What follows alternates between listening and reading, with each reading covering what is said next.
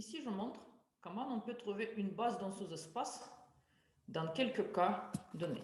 Donc, je suppose ici qu'on sait déjà que c'est un sous-espace. Il y avait une vidéo précédente sur la démonstration que c'est un sous-espace. En particulier, par exemple, pour ce sous-espace de R4, on peut immédiatement dire que c'est l'ensemble des solutions d'un système d'équations linéaires homogènes.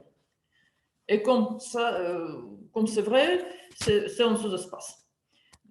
Parfois, on nous demande aussi de démontrer que c'est un sous-espace. Donc, par exemple, ici, pour la deuxième question, on doit vraiment vérifier les trois conditions qu'on peut additionner, qu'on peut multiplier par un scalaire et que cet ensemble est non vide. Mais ça, c'était dans une vidéo précédente. Et ici, je suppose qu'on sait déjà que ce sont des sous-espaces et on va trouver leur base et leur dimension. Donc, je vais travailler au tableau.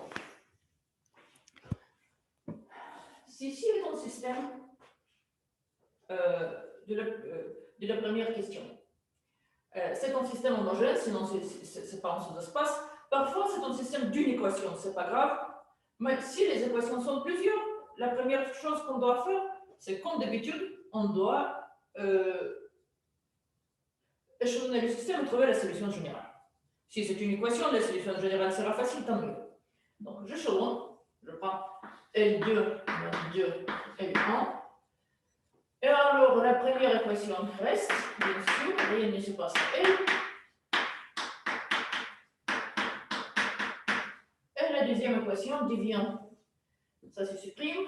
Ici, on a 3y, ça se supprime. Ici, on a 9t égale 0. D'ici, je peux voir immédiatement que y est égal à 3t. Il y a deux paramètres libres, t et z. Donc, là, y est égal à 3t. 3y égale 9t, donc on peut diviser par 3.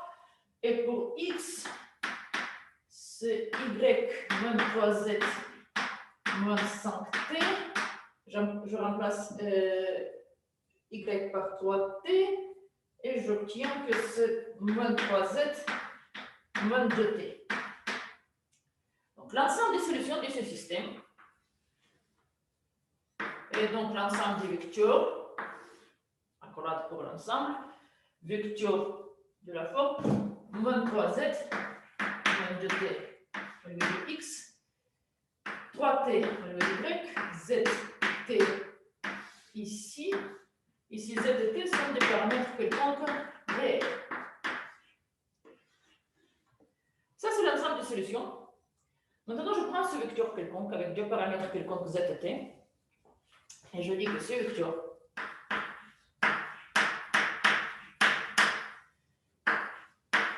que je copie ici, je peux dire que c'est la somme des vecteurs, un vecteur avec z et un autre vecteur avec t, 23z, 0, z, 0, plus, dans l'autre vecteur, je regroupe tous les termes avec t, 22t, 3t, 0t.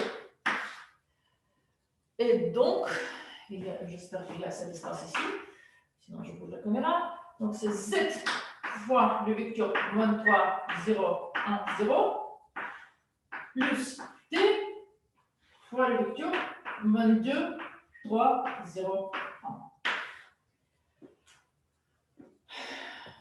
Je bouge la caméra pour vous montrer la réponse. Donc, maintenant, je dis que ceci est toujours une base du sous-espace qu'on a. Pourquoi? Tout d'abord, c'est une famille libre parce que par défaut, on choisit ici, ça c'est la partie qui dépend de z, ça c'est la partie qui dépend de t. Donc, ici à la fin, il y aura toujours quelque chose comme la base canonique. 1, 0, 0, 1. Donc, si on a une base canonique à la fin du vecteur, ça veut dire que la famille est libre. Et bien sûr que c'est la famille génératrice parce que par défaut, vous voyez que tout vecteur de cet ensemble de solutions, en fait, c'est A. Ce n'est pas l'ensemble des solutions, mais c'est sous-espace A, tout vecteur de A peut être décomposé comme ça. Donc, c'est une famille génératrice de A. Elle est libre, donc c'est une base de A. Donc,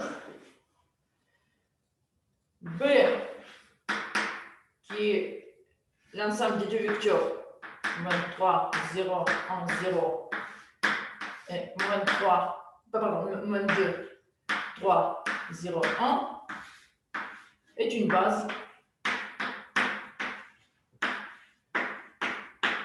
de A. Et bien sûr qu'on peut dire que la dimension est égale à 2 parce que dans la base, il y a deux vecteurs. Et en fait, la dimension, c'est exactement le nombre de paramètres libres qui nous donne cette base canonique à la fin. Voilà, donc par exemple, s'il y avait juste une seule équation, il y aurait 3 paramètres libres ici parce que ça serait x en fonction du y, z et t. Voilà, nous avons deux équations et donc il y aura quelque chose de plus compliqué. Donc, le sous-espace sera plus petit parce qu'il y a plus de restrictions. Il reste deux équations comme ça. Donc, ça, c'est la base, ça, c'est la dimension. On peut écrire aussi que A est le sous-espace vectoriel engendré par cette famille de vecteurs. C'est tout pour la première question. On peut faire ça à toute solution, tout système d'équations linéaires qui définit l'ensemble, dont on considère l'ensemble des solutions. Maintenant, la deuxième question, le deuxième sous-espace B. Cette fois, c'est le sous-espace de l'ensemble des polynômes du degré au plus 2. C'est un sous-espace, on peut le vérifier par la méthode habituelle. Mais on n'a pas de système d'équations linéaires homogène. Donc, tout d'abord, on doit tout simplement décrire ce sous-espace mieux que ça.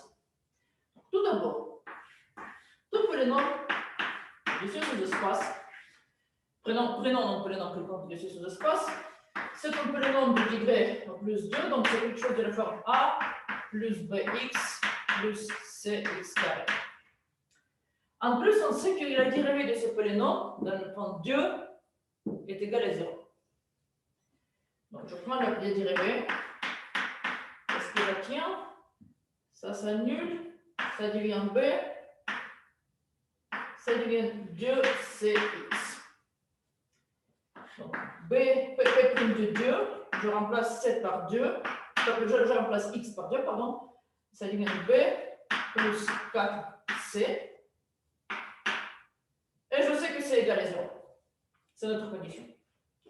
Donc, je peux décrire maintenant que B est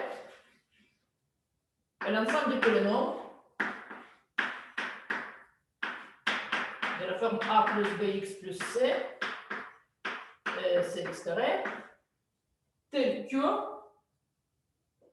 A, B et C sont réels.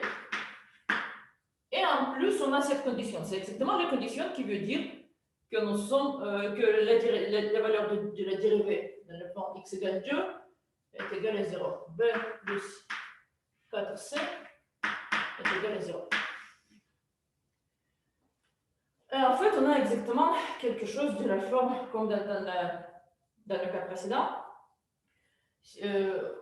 On est dans un espace vectoriel de dimension 3, le grand espace R2 de x est de dimension 3, mais on a une restriction de plus, une équation linéaire homogène de plus. Ça veut dire que notre B, c'est l'ensemble des polynômes de la forme A plus Bx plus Cx carré, tel que A, B, C, le vecteur, c'est un espace vectoriel de dimension 3, donc c'est quelque chose d'isomorphe à R3, en fait. Donc, A est quelconque, et au lieu de B, on peut dire maintenant moins 4C. Donc 4C, C. Et maintenant, je sais que A et C sont des paramètres réels quelconques. Donc, c'est exactement comme dans l'exercice précédent. A24C, c'est A fois le vecteur 1, 0, 0, plus C fois le vecteur 0, 24, 1. On voit que ces deux vecteurs sont linéairement indépendants, évidemment, il y a 0, 1, 1, 0, ici. Et B est le sous-espace vectoriel engendré par ces deux vecteurs. Ça veut dire que ces deux vecteurs, bien sûr, ce n'est pas les vecteurs, c'est les vecteurs qui codent les polynômes comme ça. Donc, le premier polynôme de la base, c'est juste A égale 1, ça c'est égal à 0. Donc, la base, pardon, c'est pas B, comme ça c'est la base écrite comme élément. Au lieu du premier vecteur, c'est A égale 1, B égale 0, C égale 0. Donc, ça veut dire que c'est le polynôme égal à 1. Et le deuxième vecteur, c'est quelque chose comme 24x plus x carré. Ça veut dire que c'est une base de notre sous-espace. Une base de B qui n'est pas écrit élément, disons.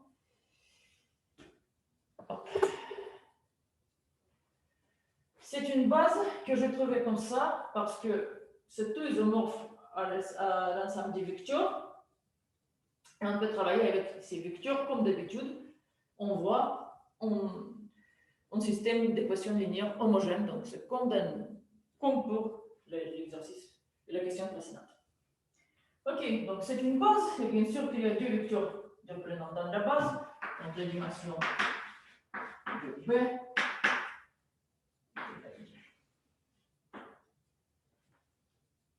C'est tout, bien sûr qu'au lieu de cette condition, on pouvait avoir une autre condition, mais quand on voit une condition sur le polynôme, on doit immédiatement la transférer dans les termes d'un système d'équations linéaires homogènes. C'est toujours possible parce que c'est un sous-espace vectoriel, donc tout sera linéaire, tout sera comme ça.